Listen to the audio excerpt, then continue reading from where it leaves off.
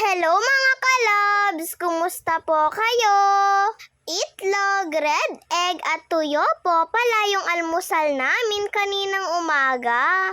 Pagkatapos po palang nagluto ng almusal ni Mama, ay nauna na nga po silang kumain ni Papa pati po ng pinsan ko. Kakauwi lang po kasi ni Papa dyan galing ng night duty. Kaya kailangan daw po niyang kumain sa umaga dahil nagugutom daw po siya. At nung naririnig ko na nga pong kumakain na sila mga kalabs, ay bumangon na nga din po ako para makakain na rin.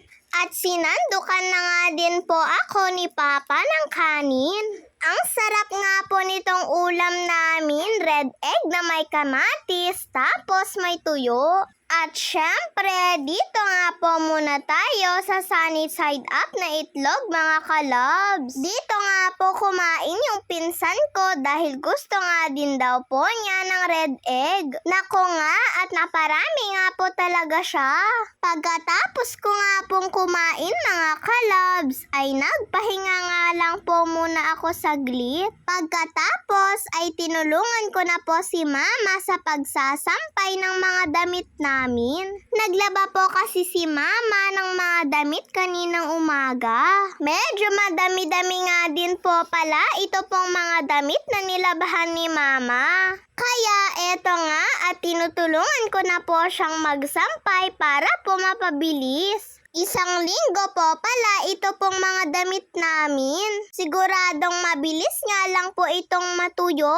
Dahil po sa sobrang init ng panahon ngayon, mga short na nga lang po mga kalabs yung sinasampay ko. Dahil yung mga iba nga ay nasampay na. At panghuli nga lang po mamaya yung mga medyas na maisampay. Bukas naman ay maglalaba nga po ulit si Mama at mga damit naman nga po yun nila nanay. Medyo madami-dami nga din po yun mga kalabs dahil po sa mga damit ng mga maliliit kong pinsan. Maya-maya pa man din po yung bihis ng baby. Siguradong matatagalan na naman nga po ulit si Mama sa paglalaba. Lalo na kinukuskus niya po muna ng mabuti yung mga damit bago po yun i-washing. Dumihin pa man din po yung mga damit ng mga pinsan ko. Pero kayang-kaya naman daw po yun ni Mama.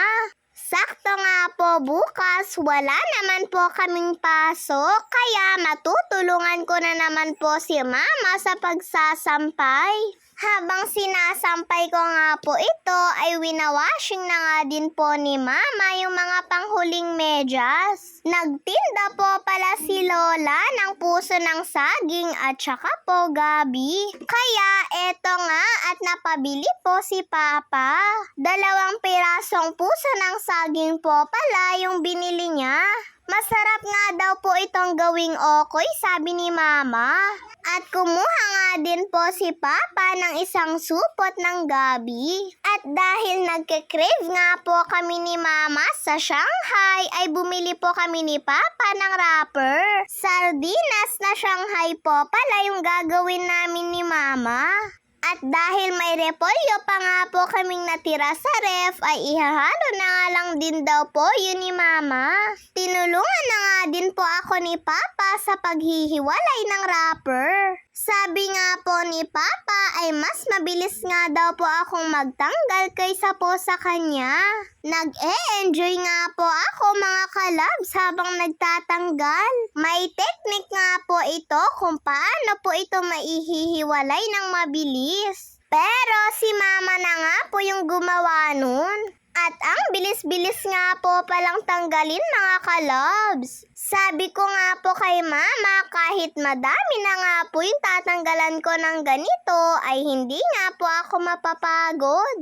Kaya lang 4 na piraso nga lang po itong nabili namin ni Papa na wrapper. At eto na nga din po pala lahat yung nabalutan ni Mama na Shanghai. Na may halong gulay po pala mga kalabs. Pagkabalot nga po ni Mama dito ay nagsimula na nga din po siyang magprito. Habang piniprito nga po ito ni Mama, ay amoy na amoy nga po yung bango. At eto na nga po mga kalabs, naluto na nga din po ni Mama yung unang nalagay niya.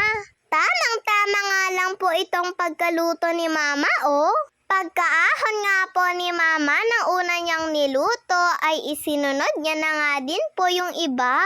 At nung may naluto na nga po si Mama, mga kalabs, ay kumuha po ako ng isa para po matikman. Masarap nga po siya mga kalabs at hindi mo nga po mapapansin na may halong gulay. Maninipis lang po kasi yung hiwa ni Mama sa repolyo eh. Sa susunod nga daw po na magsashanghai ulit si Mama ay lalagyan niya nga daw po ulit ng repolyo.